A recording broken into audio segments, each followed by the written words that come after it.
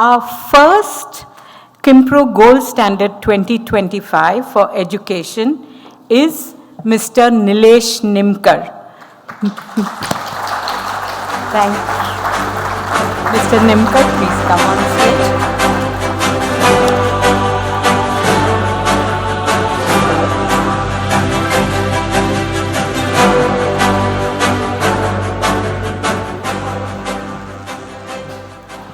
Nilesh Nimkar is the founder, director, and CEO of Quality Education Support Trust, Quest. Nilesh Nimkar has a simple yet powerful belief that quality and equity in education must go hand in hand. For Mr. Nimkar, this has meant focusing his life's work on strengthening and revitalizing the public education system so that it works effectively for each child, especially those on the margins. A young Mr. Nimkar began his journey as a school teacher in a rural residential school operated by Gram Mangal, an NGO in Maharashtra. There, teaching children from tribal communities, he began developing right-brain creative approaches for inclusive learning. The challenge was to respect the linguistic and cultural background of each child in the classroom. Through this initial experience, the key lesson learned by him was that there are deep structural inequalities in the Indian education system. Being an optimist, he recognized the potential for transformative change. His mission? Pedagogy must be responsive as well as rooted in local realities. A passionate educator, Nilesh Nimkar used these insights to establish Quest, a not-for-profit organization. In 2007, in Sonale, a small village in Palghar district in Maharashtra. Quest has a laser-sharp mission, improving the quality of education in schools that cater to children from underserved communities in rural and tribal areas. Post-establishment of Quest, Mr. Nimkar chose to live in and work from Sonale so as to stay rooted in the communities he serves. What began as a small initiative has now grown into an intervention that has impacted more than 3 lakh children, over 12,000 educators, and thousands of public institutions, including Anganwadis across 3 states and 11 districts. We congratulate Mr. Nilesh Nimkar, our Qimpro Gold Standard 2025 in education. May I invite Dr. Vidya Yeravdekar, our Qimpro Gold Standard 2023 for education, and Dr. Narayan Hariharan, who is a steady supporter of Qimpro. Please join us on the stage to do the honors. Dr. Yeravdekar is Pro-Chancellor of Symbiosis International Pune, and Dr. Hariharan is a faculty member and visiting professor at TIS. Both are regular members of our education panel.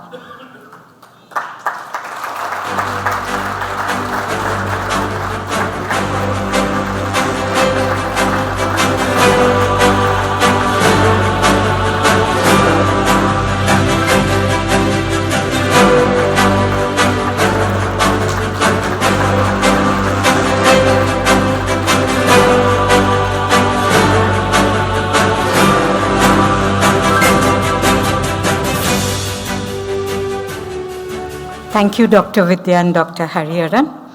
Mrs. Nimkar is here today. So congratulations to you too, Mrs. Nimkar. Mr. Nimkar, the stage is now yours. So today I am accepting this award as a representative of a very important yet completely neglected sector, which is education of young children. This sector is considered to be a commonsensical thing, which it is not actually. When I entered into the sector, I realized how immensely complex it is. anybody and everybody can teach young children is a myth that we carry with us. And if you really look at the entire hierarchy of education, those who really work with the younger kids are not even considered to be professionals.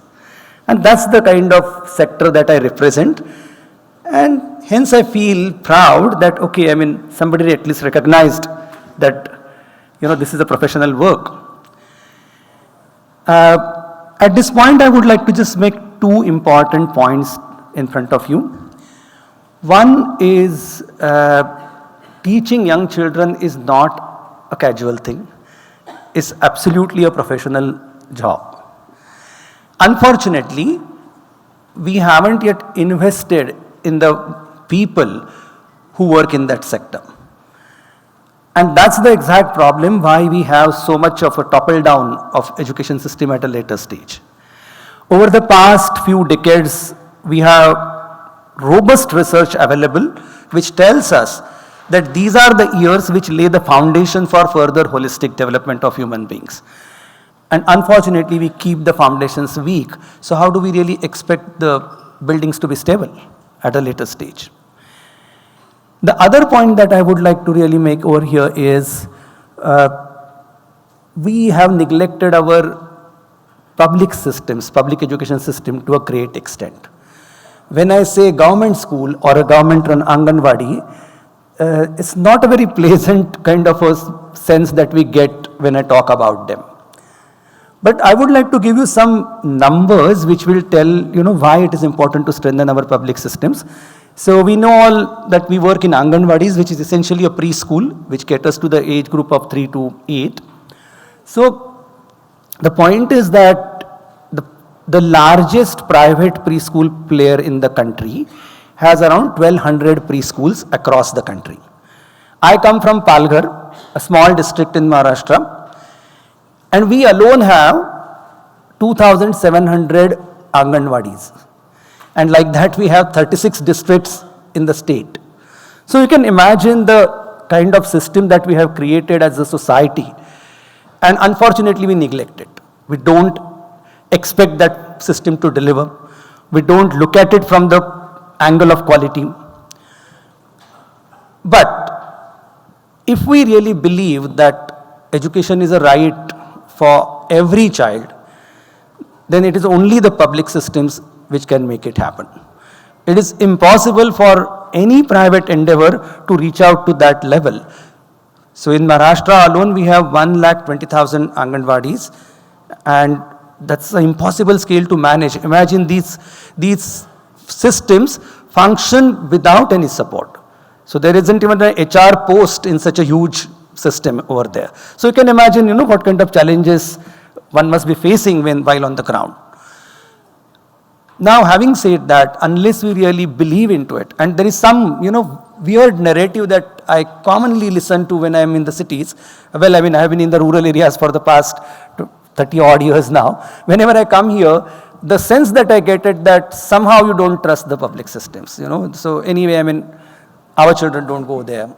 Our children don't attend those schools.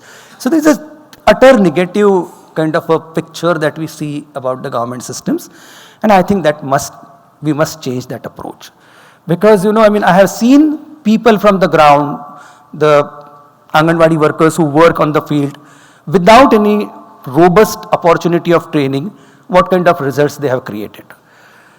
And it is possible. So actually, we are in a process of consolidating this entire knowledge that we have generated over the past 10, 20 years into a report which talks about how the public systems could be really strengthened in that sense. And that's the idea that we should really look at it. Somehow we have given up on this public systems, which is not going to help us sheerly because of the scale and the number. Now, coming back to the point, early childhood education has missed the policy bus again and again. So in 1966, when Kothari Commission came out with their report, they have a good one chapter on early age education. But unfortunately, they recommended at that point of time that, government should not be investing into it much. That's the first time we missed the bus. And till the policy of 2020, we have been missing buses after buses. So take it Right to Education Act or anything of that sort. We must understand that this is the age group where the foundation is being laid. This is the age group when the pace of development is at its highest. And if we don't invest in them, whatever bigger ideas that we talk about, demographic dividend and all that, are not going to happen. So I take this opportunity to make a case of my sector to all of you that let's change our lens to look at the public systems. Let's believe in them. And I'm not saying it out of just hope, but we have demonstrated that on the ground. I take this opportunity to invite you to really see the field. So when I see people working in last district of Gadchiroli, where even going over there will be quite an effort, functioning, doing the things with extreme efficiency, which is appreciated sometimes the educators from outside India as well. I think there is an enormous potential over there. So how do we really tap that potential and make quality education a right for every child is the mission which we all together have to really now take up. One quest, one organization, one individual is surely insufficient for that. Thank you so much.